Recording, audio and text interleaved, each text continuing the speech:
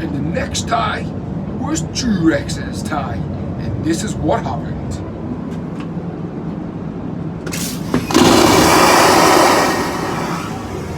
Whoops.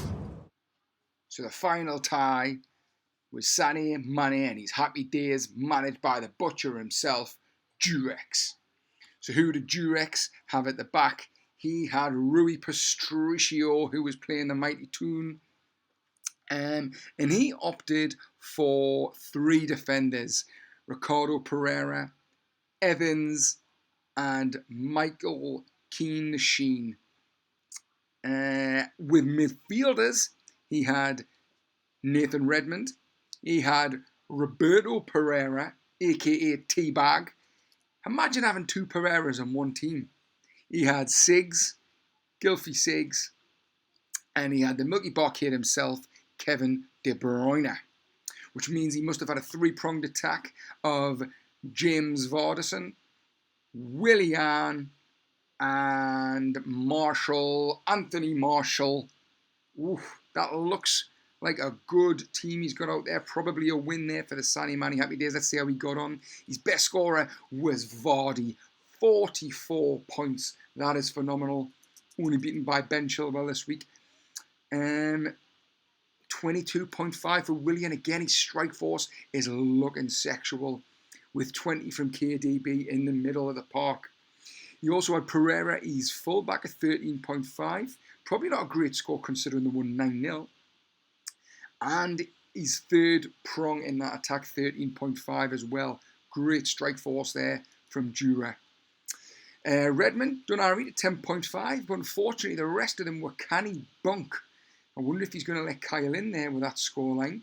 Bonk, bonk, bonk, and bonk, which pulled in Sunny Manny Happy Days. 138.25 points. That is going to be too much of a score to beat, I think.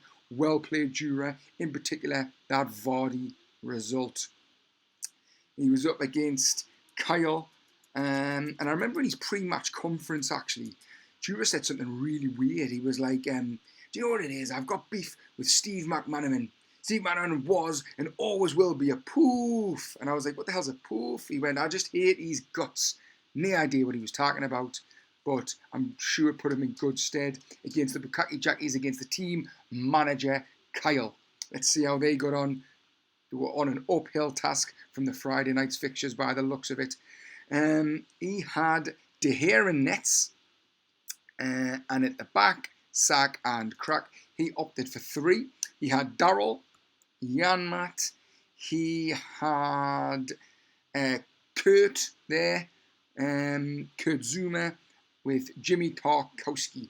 That looks fairly solid.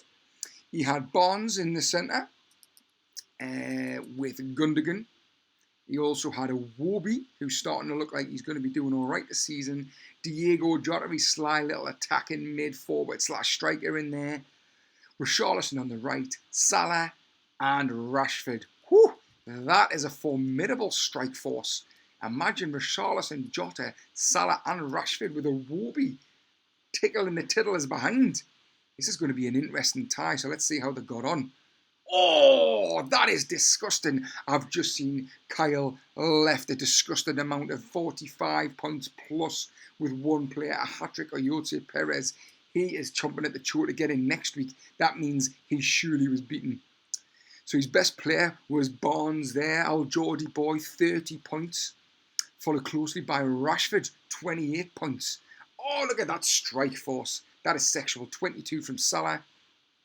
13.5 from Richarlison. Jota 12.5. There's a lot of yellows on this. This is looking good. Look at Darryl. He's looking over the moon with that 12.25. Oh, there's another there as well. 16 from Gundogan with a goal in there. Only a 2 or 3 bunks. 4 bunks. That's good for Kyle. Let's see what he got. Oh, it's 154.25. A weekly record. Which means that's it. Kyle slayed the butcher with his pork sword. He shoved it down his throat till he was choking like a goose. And with 138.25 points, that was not good enough to beat almighty current champion, old treble and double winner, 154.25 points for the Bukaki Jackies.